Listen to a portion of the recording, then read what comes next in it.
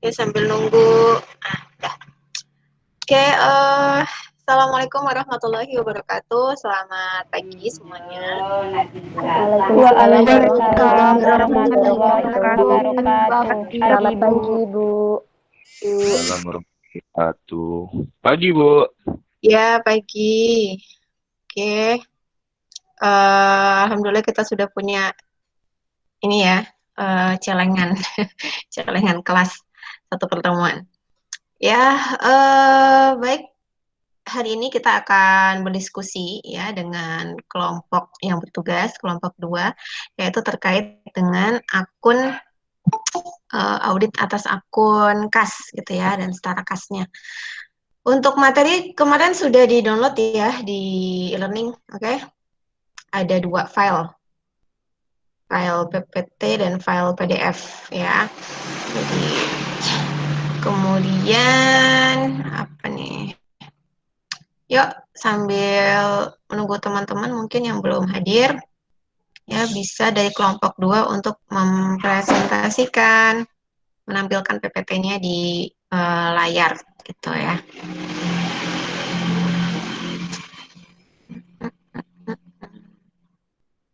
Izin share screen ya, Bu? Iya, maksud saya itu share screen.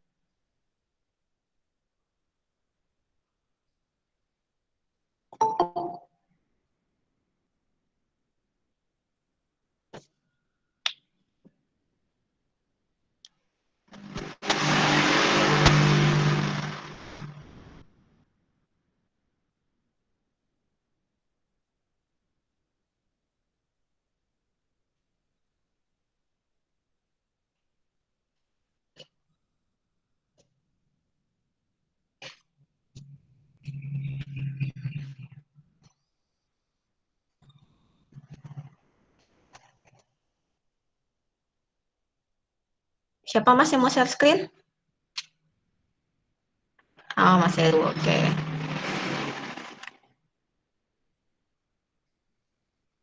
Ya, karena sudah ini ya, PPT-nya sudah muncul di tempat saya, di tempat lain gimana? Sudah muncul belum? Sudah muncul, Bu. Sudah, Bu. Oke, sudah muncul semua, maka kelompok 2 ya, boleh saya persilakan untuk presentasi.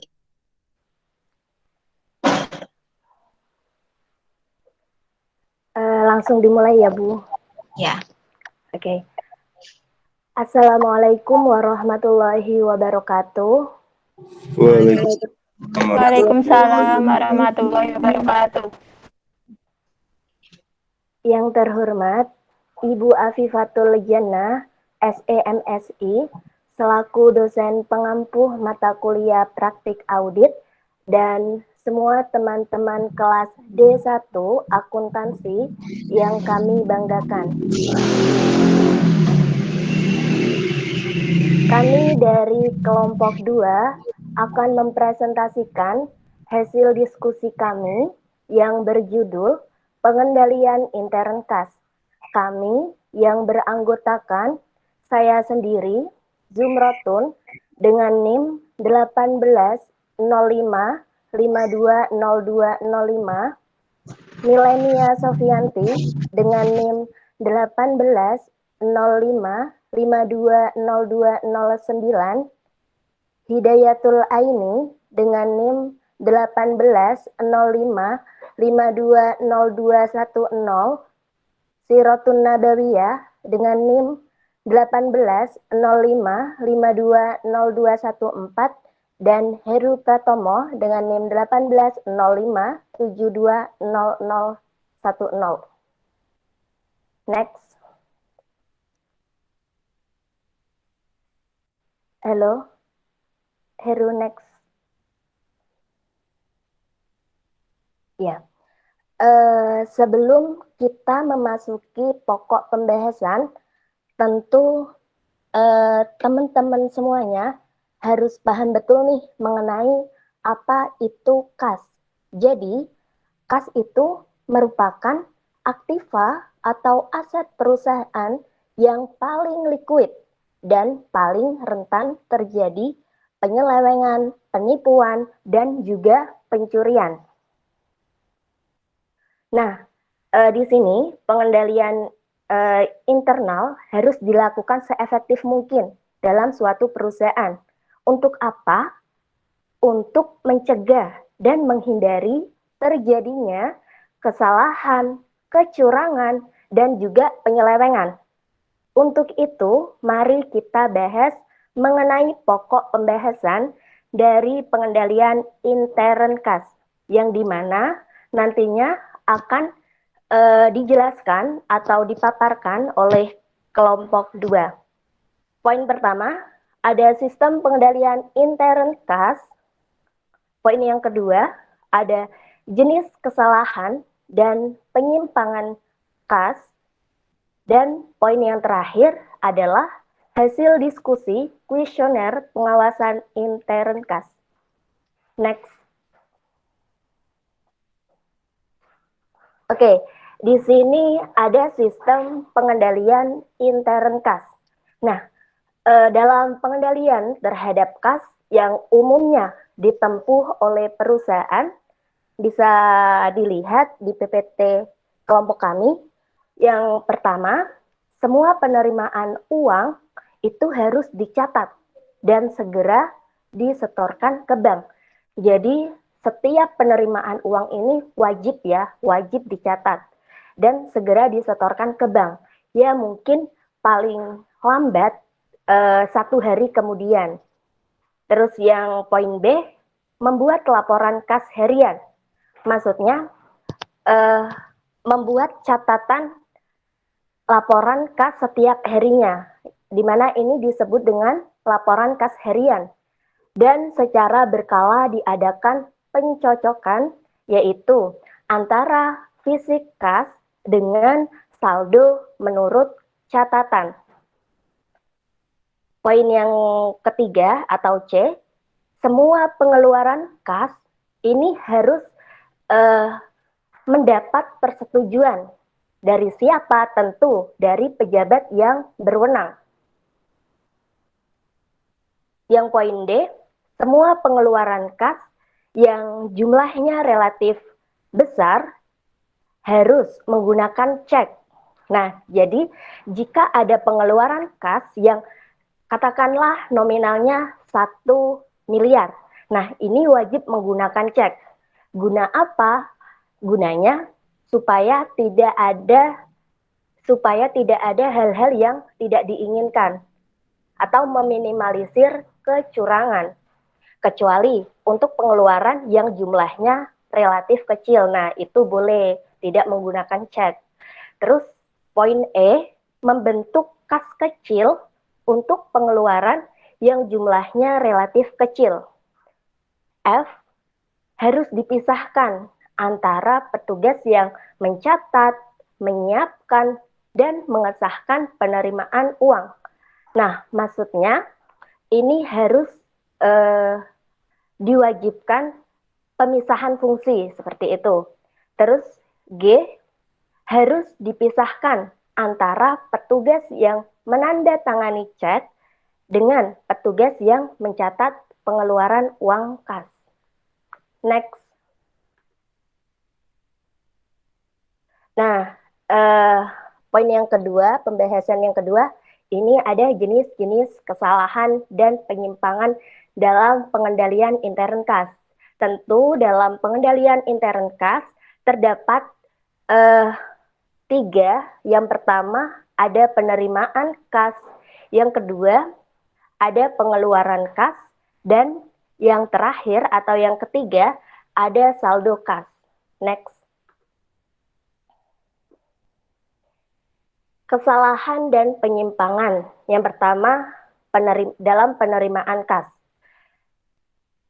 Yang pertama, penerimaan kas telah disetor ke bank, tapi belum dicatat dalam jurnal penerimaan kas.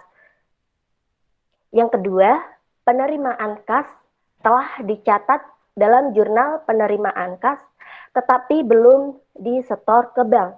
Seharusnya kan kalau kas telah dicatat dalam jurnal penerimaan kas, harusnya sudah disetor ke bank. Selanjutnya, penerimaan kas telah salah diposting. Yang keempat, penerimaan kas dicatat ke jurnal dengan jumlah yang salah. Nah, jadi kalau ada penerimaan kas, ini harus dicatat ke jurnal, harus sesuai dengan transaksi yang sudah terjadi, begitu. Terus yang kelima, pencatatan penerimaan kas dilakukan pada periode akuntansi yang salah. Yang terakhir, transaksi antar bank dicatat secara tidak benar. Selanjutnya, next. Nah, selanjutnya ada kesalahan dan penyimpangan dalam pengeluaran kas. Langsung saja, ini hampir sama seperti kayak penerimaan kas. Intinya, kalau pengeluaran kas dilakukan tanpa otorisasi dari pejabat yang berwenang. Harusnya kan harus ada izin dulu, harus ada persetujuan dari pejabat yang berwenang. Terus yang kedua, pengeluaran kas telah dicatat tetapi cek belum diserahkan atau dikirimkan kepada pihak yang bersangkutan.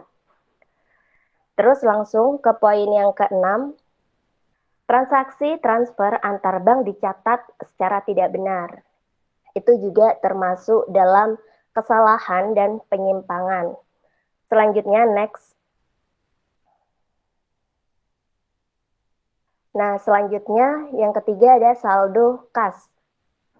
Nah, berikut adalah kesalahan dan penyimpangan dalam saldo kas. Yang pertama, kesalahan penjumlahan dalam rekonsiliasi bank. Terus yang kedua, adanya pos setoran dalam perjalanan yang fiktif.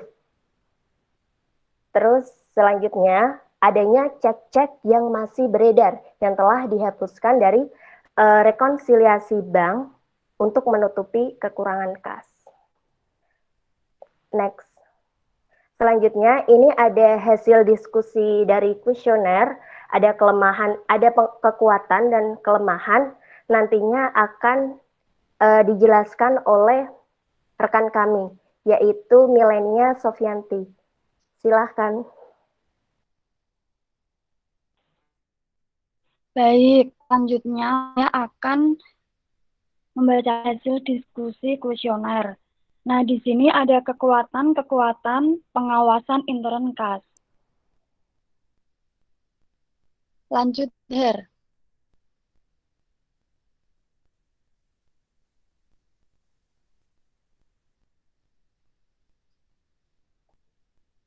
Nah, untuk sistem penerimaan kas, ada kekuatan-kekuatan pengawasan intern yang terdiri atas kuesioner, karakteristik kekuatan, dan pengujian substantif yang ditempuh.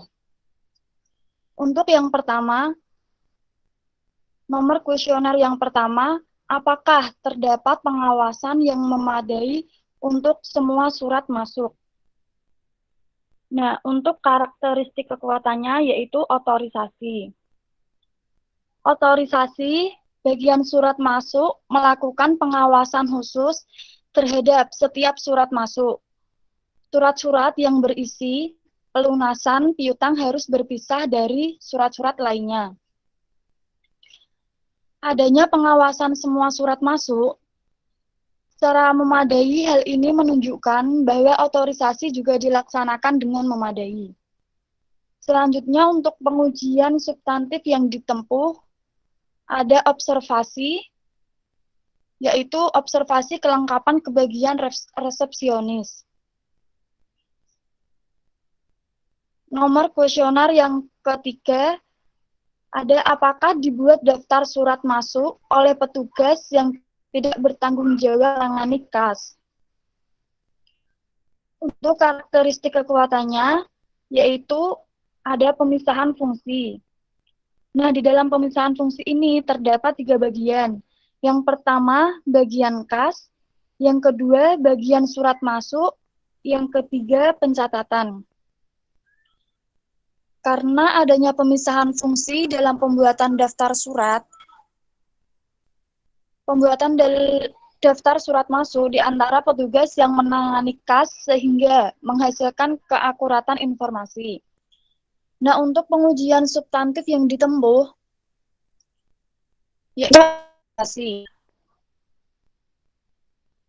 observasi ke bagian resepsionis, Giri dan Direktur Keuangan, Linda untuk meyakini adanya pemisahan fungsi bagian kas dan bagian surat masuk.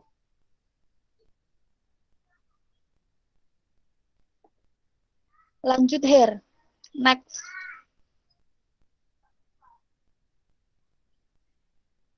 Nah, yang nomor 4, apakah secara independen dilakukan rekonsiliasi antara daftar surat masuk dengan catatan akuntansi oleh petugas yang tidak memenuhi kas dengan keterangan Direktur Akuntansi? Karakteristik kekuatannya ada 2. Yang pertama pemisahan fungsi, nah yang kedua pembanding. Karena adanya pemisahan fungsi antara daftar surat masuk dengan catatan akuntansi, membandingkan tugas-tugas yang dikerjakan sesuai dengan fungsi tugas masing-masing. Untuk pengujian substantif yang ditempuh yaitu observasi dan pengecekan dokumen. Nomor kuesioner yang ke-6, apakah fungsi pencatatan piutang terpisah dari fungsi kasir? Karakteristik kekuatannya yaitu ada pemisahan fungsi dan pencatatan.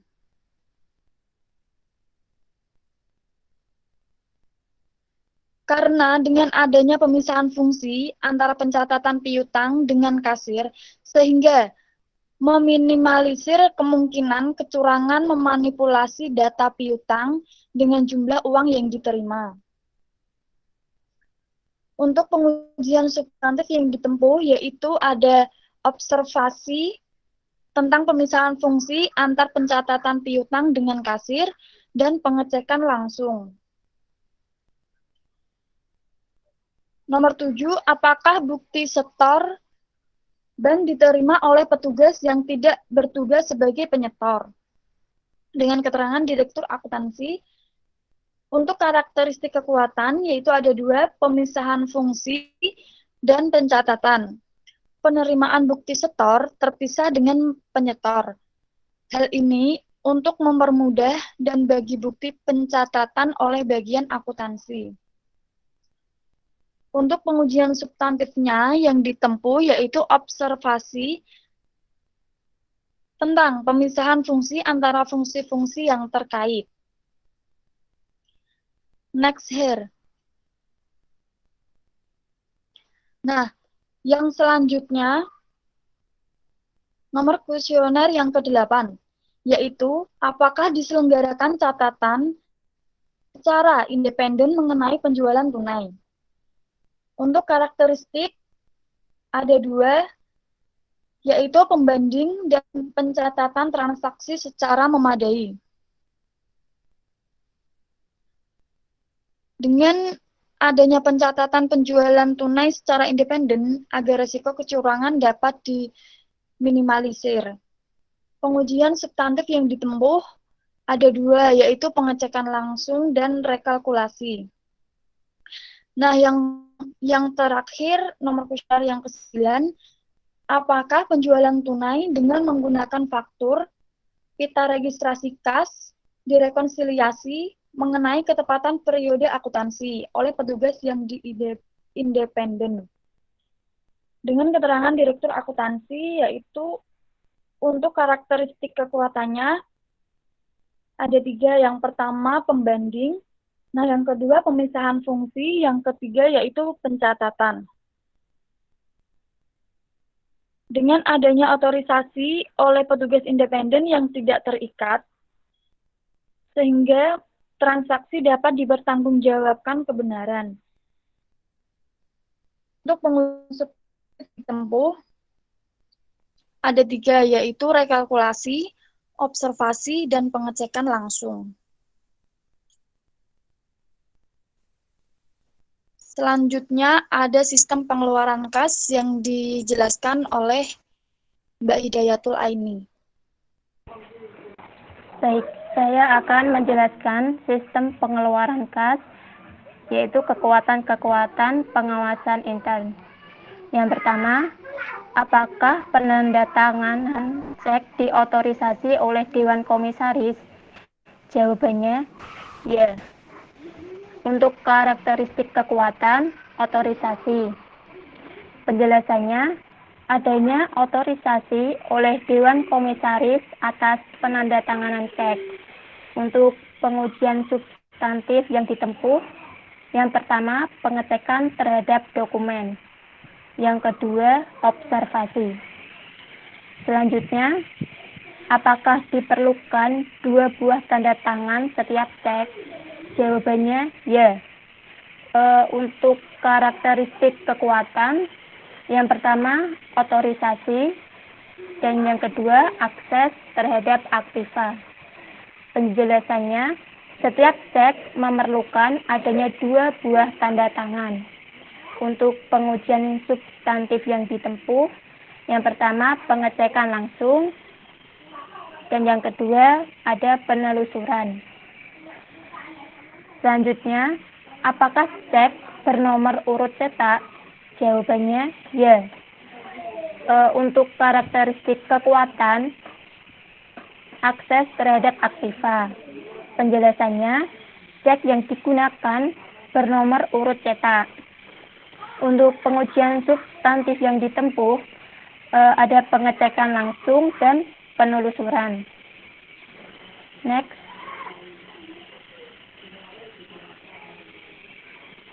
Heru, next here. Ya. Selanjutnya, apakah perusahaan tidak pernah mengeluarkan cek kosong? Jawabannya, ya. Untuk karakteristik kekuatan, yang pertama ada pelaksanaan transaksi, dan yang kedua ada pengawasan masukan, yang ketiga otorisasi, dan yang terakhir ada pencatatan. Penjelasannya, yang pertama, pelaksanaan transaksi perusahaan berjalan dengan lancar tanpa mengeluarkan cek kosong. Yang kedua, pengawasan dilakukan terhadap dokumen-dokumen yang ada dalam perusahaan, termasuk cek masuk ataupun keluar. Dan yang ketiga, setiap cek ada tanda tangan dari di akuntansi dan direktur keuangan. Untuk pengujian substantif yang ditempuh, ada pengecekan langsung semua cek masuk dan keluar. Terus juga ada penelusuran. Selanjutnya yang terakhir ada apakah semua pengeluaran kas kecuali pengeluaran kas kecil dilakukan dengan menggunakan cek? Jawabannya ya. Untuk karakteristik kekuatan, itu ada pelaksanaan transaksi dan juga akses terhadap aktiva. Penjelasannya, penggunaan cek untuk semua pengeluaran kas kecuali untuk pengeluaran kas kecil. Untuk pengujian substantif yang ditempuh itu ada observasi dan pengecekan langsung. Next. Selanjutnya akan dijelaskan oleh rekan saya, yaitu Sirotun Nabawiyah. Silakan. Maaf, itu saya, Mbak. Iya, maaf, Heru. Berikutnya ada sistem saldo kas, kekuatan-kekuatan pengawasan internal. Untuk yang pertama ada pertanyaan, apakah setiap bulan dibuat rekonsiliasi? Jawabannya ya. Untuk karakteristik kekuatannya itu ada pembanding dengan penjelasan melakukan pembandingan antara rekening koran laporan bank, cek register akun bank, dan buku penerimaan bank. Untuk pengujian substantif yang ditempuh, ada pengecekan langsung oleh direktur akuntansi dan rekalkulasi. Yang kedua, apakah laporan bank dikirimkan secara langsung kepada petugas yang membuat rekonsiliasi bank? Jawabannya adalah ya. Dan untuk karakteristik kekuatannya ada pelaksanaan transaksi dan pembandingan. Untuk penjelasannya, laporan bank dikirim secara langsung kepada petugas yang membuat rekonsiliasi bank, yaitu direktur akuntansi. Dan Direktur Akuntansi membandingkan penerimaan harian dengan tebusan bukti store bank.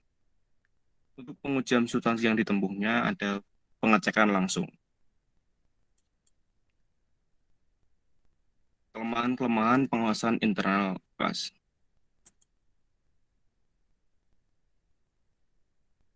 Berikutnya ada sistem penerimaan kas, kelemahan-kelemahan pengawasan internal. Yang pertama, ada apakah petugas menerima surat juga melakukan pencatatan? Jawabannya adalah iya. Jawabannya adalah tidak. Karakteristik kelemahannya tidak melakukan pencatatan dan tidak ada akses akun. Untuk penjelasannya, tidak dilakukan pencatatan terhadap semua surat masuk yang diterima dan tidak dilakukannya pengawasan terhadap aktiva yang diterima. Pengujian substantif yang ditempuh ada observasi, pengecekan langsung, dan penelusuran. Yang kedua, apakah penyetoran uang yang ke bank dilakukan oleh petugas yang menyiapkan setoran? Jawabannya adalah iya. Karakteristik kelemahannya perangkap fungsi. Dan untuk penjelasannya adanya penyelewengan setoran. Dan pengujian substantif yang ditempuhnya ada observasi dan pengecekan dokumen. Yang ketiga, apakah semua penerima kas segera di-store ke bank? Jawabannya adalah tidak. Untuk karakteristik kelemahannya ada pelaksanaan transaksi dan tidak ada akses terhadap aktiva.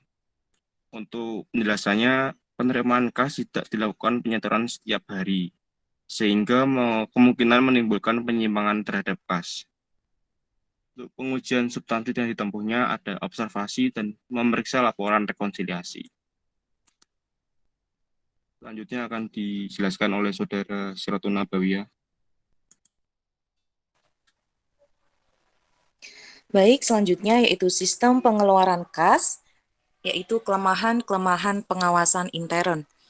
Yang pertama, apakah fungsi penandatanganan cek terpisah dari fungsi persetujuan pembayaran? Untuk jawabannya yaitu tidak. Untuk karakteristik kelemahannya, yaitu ada dua. Yang pertama ada perangkapan fungsi, yang kedua ada otorisasi.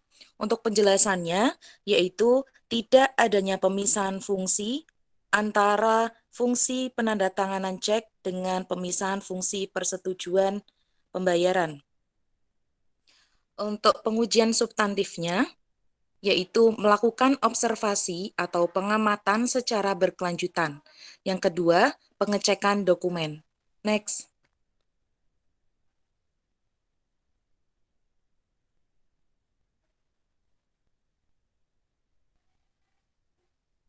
Oke, untuk kuesioner yang kedua, yaitu apakah fungsi penandatanganan cek terpisah dari fungsi akuntansi? Jawabannya yaitu tidak. Untuk karakteristik kelemahannya, yaitu perangkapan fungsi. Dengan penjelasan yang pertama, pengeluaran kas atau penandatanganan cek telah dilakukan, tapi belum dicatat dalam jurnal pengeluaran kas. Yang kedua, adanya rekayasa. Dan yang ketiga, adanya pengeluaran kas dicatat pada periode yang salah. Untuk pengujian substantifnya, ada tiga. Yang pertama, penelusuran. Yang kedua, observasi. Dan yang ketiga, pengecekan dokumen. Untuk kuesioner yang ketiga, apakah terdapat pengawasan yang memadai atas blanko cek? Jawabannya adalah iya. Dengan karakteristik kelemahan, tidak ada akses terhadap aktif. Untuk penjelasannya, yang pertama, adanya penyalahgunaan cek yang tidak sesuai dengan tujuan. Yang kedua, adanya rekayasa cek. Untuk pengujian substantifnya, penelusuran. Next. Sistem saldo kas, kelemahan-kelemahan pengawasan intern. Yang pertama, apakah penyetoran uang ke bank dilakukan oleh petugas yang menyiapkan setoran? Jawabannya tidak. Dengan karakteristik kelemahan, Pencatatan rekonsiliasi bank dibuat oleh petugas yang tidak independen. Dengan penjelasan yang pertama, rekayasa laporan, yang kedua, kesalahan penjumlahan dalam rekonsiliasi bank, yang ketiga, adanya pos setoran dalam perjalanan fisik, dan yang terakhir adanya cek-cek yang masih beredar yang dihapus dari rekonsiliasi bank untuk menutupi kekurangan kas. Untuk pengujian substantif yang ditempuh, ada 3. Yang pertama, pengecekan langsung. Yang kedua, observasi. Dan yang ketiga, penelusuran. Next. Mungkin cukup sekian presentasi dari kami. Mungkin apabila ada yang ditanyakan, silahkan ditanyakan. Terima kasih.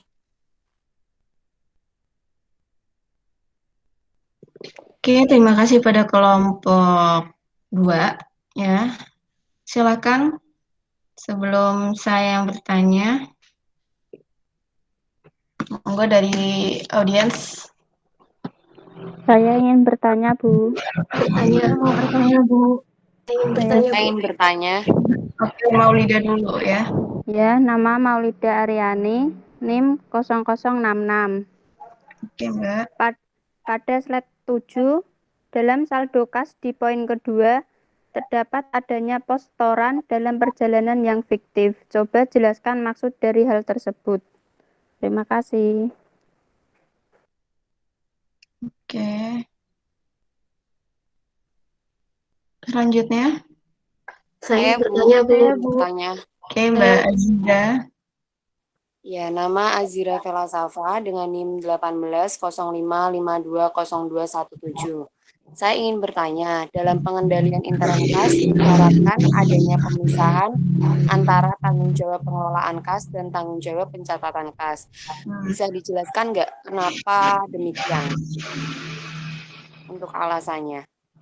Kenapa Terima harus kasih. pemisahan gitu, Mbak? Iya, Bu. Oke. Terima kasih.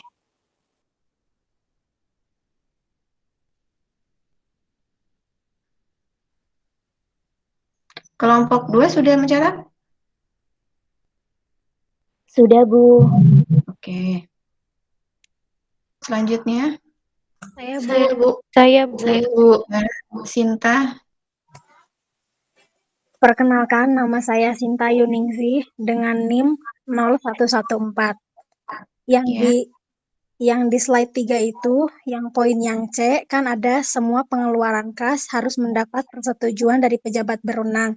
Nah, pertanyaan saya, bagaimana jika pengeluaran kas tidak mendapat persetujuan dari pejabat berwenang?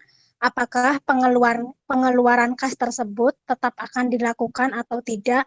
Terus, apa yang akan terjadi jika pengeluaran kas tersebut tetap dilakukan? Terima kasih. Oke. Ya, baik. 3 pertanyaan dulu ya.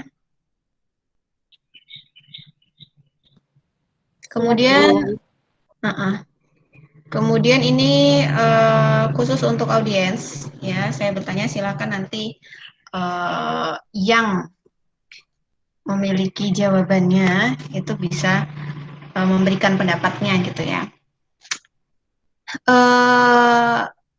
Coba dicocokkan, tadi kan sudah kita saksikan bersama ya hasil dari kelompok 2. Kemudian silakan Anda cocokkan dengan hasil pekerjaan Anda. Adakah yang jawabannya berbeda dari kelompok 2? Kalau ada yang berbeda, tolong bisa nyalakan mikrofonnya, ya, kemudian sampaikan di forum diskusi ini gitu.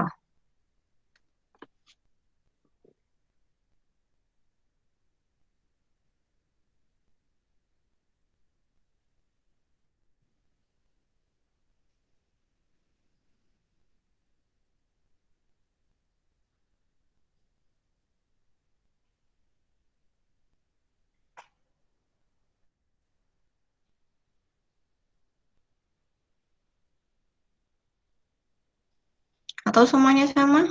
Harusnya nggak sama ya. Kecuali kalau satu jawaban untuk semua.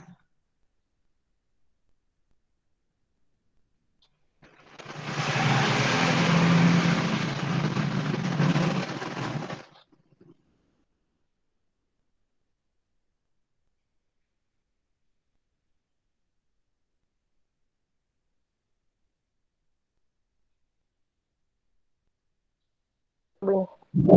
Halo. Oke, Mbak.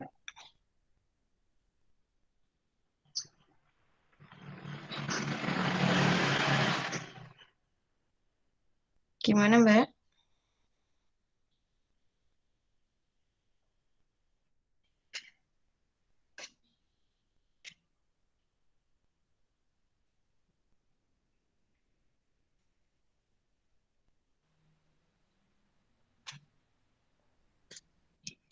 Ayo, silakan dijawab. Oke.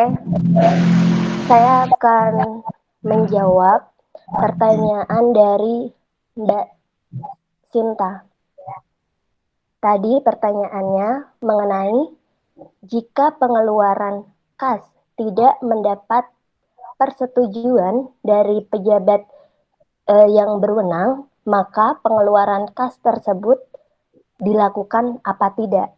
Nah, jadi menurut hasil diskusi kelompok kami, tentu jika pengeluaran kas tidak mendapatkan persetujuan dari pejabat yang berwenang, maka pengeluaran kas tersebut tidak dilakukan.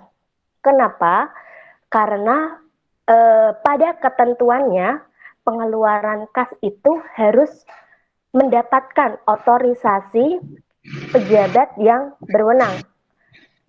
Maka dari itu, menurut apa yang sudah kelompok kami jelaskan tadi, tepatnya pada slide 3, ya, di poin C, di sana dijelaskan semua pengeluaran kas harus mendapatkan persetujuan dari pejabat yang berwenang. Nah, jika tidak mendapatkan persetujuan dan transaksi tetap dilakukan, bagaimana? Gitu ya tadi pertanyaannya.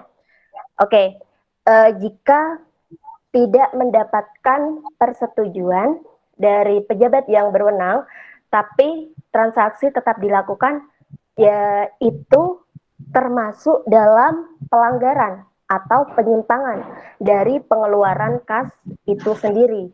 Tadi juga yang udah dijelaskan pada slide sebelumnya, berarti itu nanti termasuk penyimpangan atau kesalahan. Terus yang mungkin terjadi apa? Nah, yang mungkin terjadi adalah adanya rekayasa dalam pengeluaran kas. Begitu. Jadi intinya kalau ada entah itu pengeluaran kas, penerimaan kas, saldo kas, itu harus dapat persetujuan dari pejabat yang berwenang guna untuk meminimalisir adanya kecurangan. Begitu. Apakah sudah jelas? Oke, terima kasih kelompok 2 ya. Mungkin dari kelompok saya ada yang mau menambahkan? Silahkan. Mbak, silakan. Izin menambahkan. Ya, Mbak. Karena sistem pengeluaran kas sudah memiliki prosedur yang dirancang sedemikian, sehingga terhindar dari pencurian, kehilangan kas, atau pengeluaran yang tidak tepat pengalokasiannya. Sehingga hanya pengeluaran tersebut yang telah disetujui dan betul-betul untuk kegiatan perusahaan. Oke ya, jadi memang penting sekali ya untuk ada otoritas ya, jadi pihak gitu yang atau pejabat yang berwenang untuk mengesahkan suatu transaksi tertentu gitu ya. Kenapa? Ya karena agar tidak sembarang orang itu bisa melakukan transaksi tersebut, dan biasanya untuk transaksi-transaksi yang perlu otoritas itu adalah transaksi yang bisa berpengaruh material gitu ya, atau bisa menimbulkan terjadi penyimpangan, terjadinya pencurian gitu ya terhadap transaksi tersebut. Oke, pertanyaan selanjutnya bisa dijawab? Pertanyaan selanjutnya akan dijawab oleh Mas Heru. Pertanyaan dari Mbak Maulidah, silakan Mas Heru. Izin menjawab pertanyaan dari Mbak Maulidah. Tadi pertanyaannya kan pada PPT slide 7 dalam satu kas di poin kedua terdapat adanya pos setoran dalam perjalanan yang fiktif. Coba jelaskan maksud dari hal tersebut. Jadi maksud dari adanya pos setoran perjalanan yang fiktif itu adalah jadi setoran dalam perjalanan. Misalnya ada setoran dalam perjalanan, misalkan ditulis sekian, tapi ternyata itu fiktif. Jadi arti dari fiktif sendiri pada intinya tidak sesuai dengan kenyataan atau tidak nyata. Mungkin itu saja dari teman saya, kelompok saya. Mungkin ada yang mau nambahi.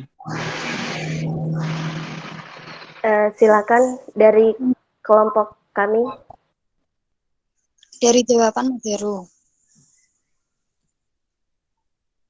Nah, untuk contoh yang menyangkut setoran dalam perjalanan, misalkan nominal dalam setoran perjalanan seharusnya 100 juta, tapi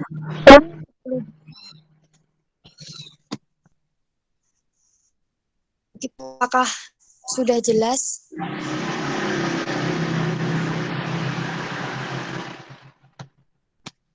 Oke. Ya, jadi yang dimaksud setoran dalam perjalanan adalah perusahaan itu berniat untuk menyetorkan ya kas masuknya ke bank. Akan tetapi seperti tadi sudah disampaikan bahwa di perusahaan atau klien yang kita audit itu terdapat ketentuan kalau setoran itu paling lambat disetorkannya atau sampai ke banknya itu adalah besok hari ya, mesti hari berikutnya begitu. Nah, jadi ini bisa memungkinkan bahwa terjadi pencatatan setoran dalam perjalanan yang fiktif, seolah-olah perusahaan tersebut ada kegiatan menyetorkan ke bank, tetapi itu dilakukan secara fiktif ya. Fiktif itu berarti bohongan, entah bohong nominalnya atau bohong transaksinya. Kalau bohong nominalnya misalnya yang disetorkan itu 10 juta, tetapi tercatatnya hanya 5 juta. Nah, itu berarti kan ada kemungkinan dikorupsi. Kemudian kalau yang fiktif adalah transaksinya, ya berarti sebenarnya tidak ada setoran, tetapi seolah-olah ditulis ada setoran dalam perjalanan. Tujuannya apa sih? Tujuannya adalah meningkatkan nilai nominal kas gitu ya di laporan keuangan gitu. Jadi secara nyata fisiknya uang itu nggak ada karena kan uangnya mau disetorin tuh ya ke bank kan. Jadi uang itu secara kas sudah keluar. Nah, dia menuju bank, jadi belum masuk ke kas bank, seolah-olah dianggap itu adalah setoran dalam perjalanan. Tetapi ternyata itu adalah fiktif, gitu ya. Oke, mohon maaf nih kalau misalnya saya singkat gitu ya. Tinggal satu pertanyaan lagi, boleh siapa? Maaf Bu, tadi yang ada satu pertanyaan yang belum kejawab. Oke, Mbak Azira ya. Iya. Silahkan Mbak Sirotun boleh menjawab. Baik, saya akan menjawab pertanyaan dari Mbak Azira. Pertanyaannya yaitu pengendalian intern kas yang baik mensyaratkan adanya pemisahan antara tanggung jawab pengelolaan kas dan tanggung jawab pencatatan kas. Mohon bisa dijelaskan mengapa demikian. Hal tersebut sangat perlu dilakukan ya, karena agar petugas pengelolaan kas sendiri tidak bisa memanfaatkan kas untuk kepentingan pribadi atau penyelewengan. Sehingga setiap kas yang dikelola petugas harus oleh pengurus lainnya. Kesimpulannya di sini, kenapa kok diharuskan ada pemisahan tugas, yaitu untuk meminimalisir terjadinya penyelewengan. Seperti itu. Mungkin ada tambahan dari teman-teman yang kelompok 2, silakan. Izin menambahkan. Oke. Jadi benar, tadi yang dijelaskan oleh Mbak Siratun, bahwa pemisahan fungsi itu sangat penting guna meminimalisir ya kecurangan yang akan dilakukan. Terus pemisahan tugas yang efektif dicapai ketika fungsi-fungsi sebagai berikut. Nah, jadi pemisahan tugas yang efektif itu yang pemisahannya meliputi Yang pertama ada otorisasi, terus pencatatan dan penyimpangan. Nah, otorisasi di sini adalah menyetujui transaksi dan keputusan. Sedangkan pencatatan itu mempersiapkan dokumen sumber, mempersiapkan rekonsiliasi, serta mempersiapkan laporan kinerja. Selanjutnya tadi penyimpanan. Nah, penyimpanan di sini menangani kas, memelihara tempat penyimpanan, persediaan, menerima cek yang masuk dari pelanggan. Begitu. Terima kasih. Oke, terima kasih ya pada kelompok 2 atas presentasinya, dan mohon maaf ya ini kalau misalnya saya persingkat gitu. Tapi kalau misalnya ada pertanyaan gitu ya yang tadi kan kayaknya antusiasmenya lumayan banyak gitu ya. Jadi silakan nanti bisa saya buka sesi diskusi via learning gitu ya untuk lebih lanjutnya. Kemudian berikutnya ini yang tadi terkait pertanyaan saya sebelumnya, adakah catatan atau hasil pemikiran Anda yang berbeda jawabannya dengan kelompok 2? Karena ini kelompok 2 belum kirim PPT ke saya ya. Oh, belum, Bu. Ya, karena ada yang terlewatkan, yaitu belum membahas pengujian substantifnya.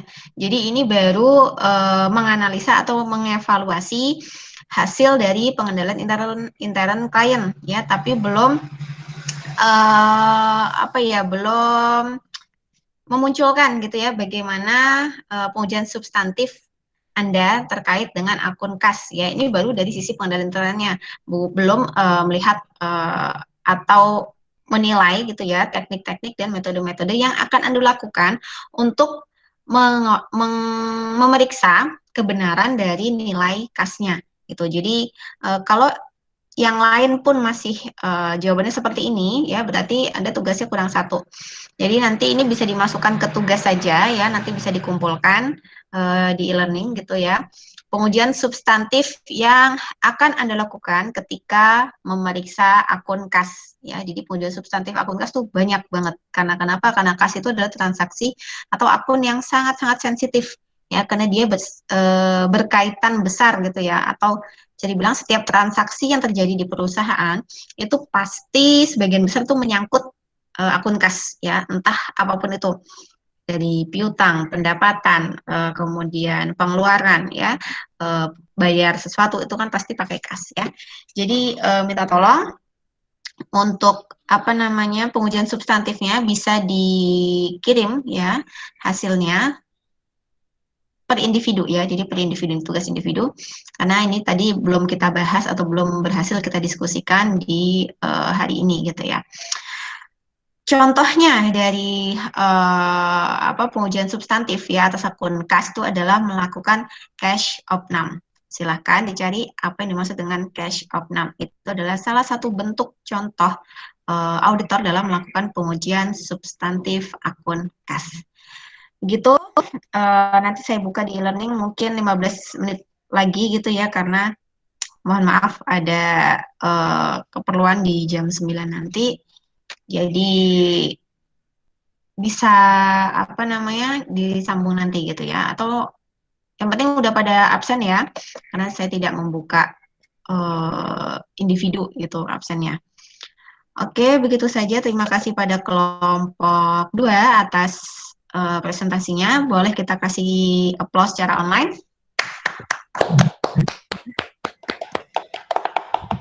Oke, kalau gitu bisa kita akhiri kelas hari ini ya. Nanti kita lanjut di learning. Silakan yang bertanya lagi. Tadi kan ada cukup banyak.